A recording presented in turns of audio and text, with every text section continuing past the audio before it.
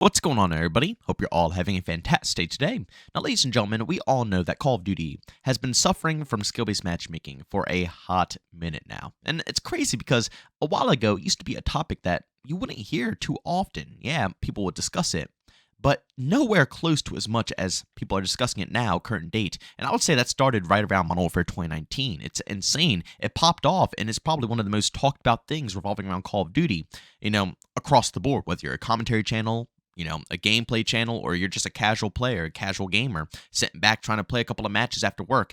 No matter who you are, people just nonstop discuss skill-based matchmaking. But sadly, this trend that's been going on within Call of Duty is leaking to other sources, and ladies and gentlemen, oh boy, I got a treat for you guys in today's video.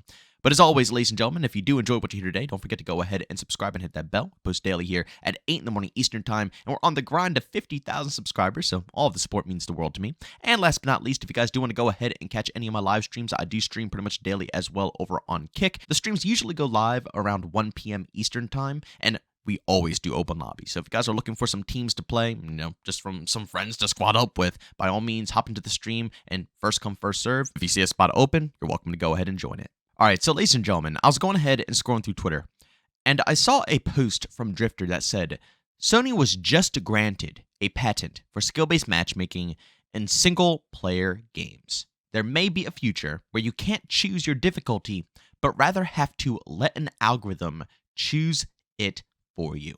Now, of course, this isn't exactly skill-based matchmaking. Drifter, further explains this, but it's still, matchmaking. It is going to basically see how you, as a player, are, handling the challenges within the game, and whether you are performing too good or going ahead and underperforming.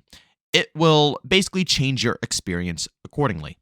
And this system, again, it's mind-boggling that this is the future of gaming. I know a lot of people are going to say this doesn't mean anything. It's a single-player game, right? So who cares? As long as it's not a multiplayer game where multiple different people are getting affected and, manipulated and, they're being forced into lobbies that are just hyper sweaty. They can't get any casual experiences. All the enemy opponents are basically identical to their tier, if not better than them, while their teammates are severely under their bracket.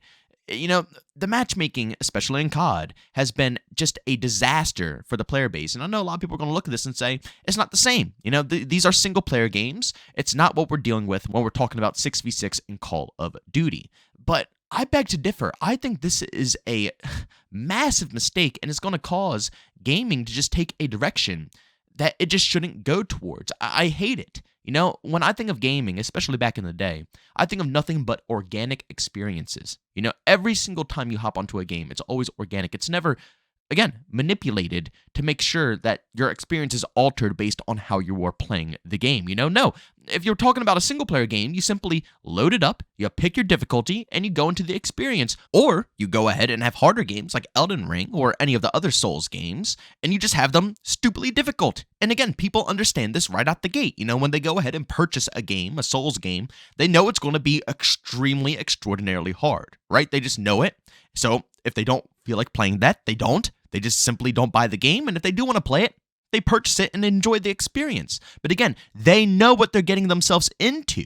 Nothing is being altered once they go ahead and dive deep into the game. They bought a hyper hard game because they wanted to play that. And same as, going to buy a casual chill game. They went ahead and bought that because they want to casually vibe and chill on the game.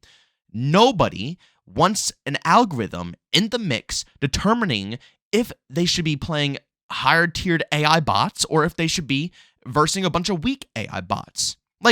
Let's even look at it from the very casual perspective. What happens when you buy a game? And again, just like with Call of Duty players, right? You're going through a long day at work, you had a long day at class, all you want to do is kick back and relax. You don't want to have to go ahead and sweat and compete. But you have this algorithm incorporated into the game that is going to make sure that you go ahead and compete. Because the second you start performing even just a slight bit better, it's going to take that as basically a threat and that you need higher competition. And that's how the single player games are going to go here. Not not just multiplayer where it's 6v6 and it keeps trying to put you against, the ultimate competition. Now we're talking about just simply going against AI. You can hop into a game of like Assassin's Creed and, you could just be kicking back, enjoying the game, vibing. Then out of nowhere, the enemies are 10 trillion times more difficult because you started to basically play the game just slightly better, and that's going to be bad when it comes to the casual player's experience. Because again, if a casual player hops on a game, typically there are multiple ratings that they could pick. They could have it on the extreme low end where it's a really easy recruit mode, or they can play really high on the highest difficulty, and they can play hard. But the player gets the option to do that. Basically what Sony is doing here is taking away that option. For their games, there will be no, difficulty option. You will hop into the experience and you'll play what you have to play. Every game will have a Souls-like dynamic, except, again, Souls games aren't manipulating you like that, Their games are meant to be hard, so they're always going to be hard. Whereas here, it's not like that. It's not like you're buying a game and you're going in with it being hard right out the gate. No, it's just going to be a game where it's just going to be fluctuating between easy, hard, and you'll never know what you're going to go ahead and enjoy. And even for the games out there that don't have the difficulty settings, and I'm not talking about, once again, Souls games where they're like strictly hard. No, I'm talking about games where you slowly progress. You start off and the game is pretty easy, and the further you go, the harder it gets. Certain side quests might be harder than others, and you know what you're getting yourself into, but it gradually increases the difficulty over time as you start to play the game more and more and understand things. Once again, this whole system ruins everything about that. What happens when you get to the final boss and it's supposed to be difficult and, you gradually build your way up there. You feel good, you're up there and it's challenging. But the more you play it and the more that you get whooped, the boss gets easier and easier. Where's the satisfaction of finally overcoming that boss, You worked so hard to get to that point. I don't think the difficulty should be changing in any way, shape, or form. And same thing with the beginning of the game. What happens when you start out and maybe you're performing a little bit better than other players might perform at the start? And the game has to be instantly hard, throwing you into the mix of, very difficult challenges where you barely even have the bearings of the game yet because you're just starting out. It just takes the whole progression of a title away from you.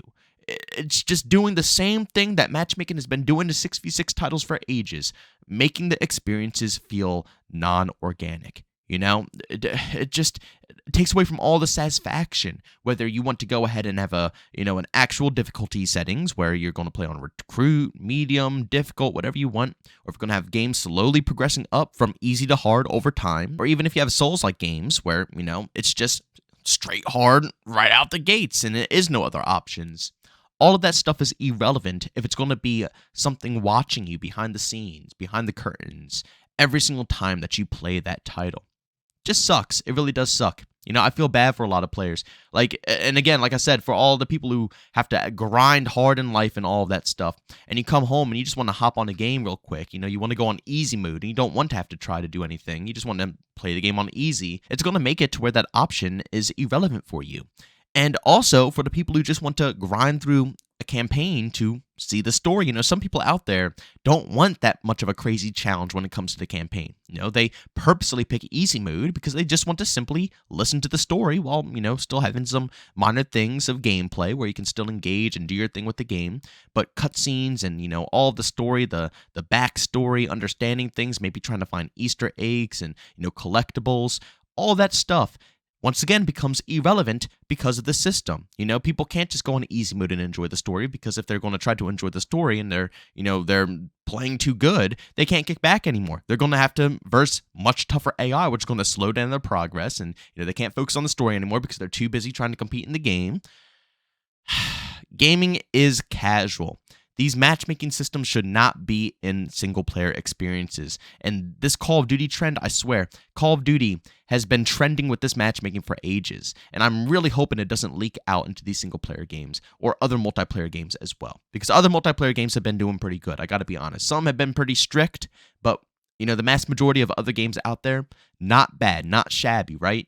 But, man, again, if we have no clue what the future holds. We really don't. 20, 30, 40 years down the road, we have no clue we don't even know if anything is going to be out there anymore. The whole world might just go poof. We don't know what's going to happen. But I would not push it past any of these development teams, to try to manipulate the matchmaking accordingly, just like how Call of Duty does it. But ladies and gentlemen, as always, go down in the comment section. Let me know your opinions down below. How do you guys feel about all this information? And do you think a lot of single-player games are going to actually pick up the style of matchmaking? Or do you think it's just going to be something that's going to be in the back, in their back pocket that they might potentially use at some point in time, but something that won't take over the overall industry? But as always, if you enjoyed, leave a like. If you hate it, leave a dislike. Don't forget to subscribe and hit that bell if you want to be notified for more content just like this. And also, don't forget to check out my streams. We do it daily over on Kick. You can find a link to that down in the description of this video, along with all my other socials. But as always, thank you for tuning in, and I'll see you on the next one. Peace out.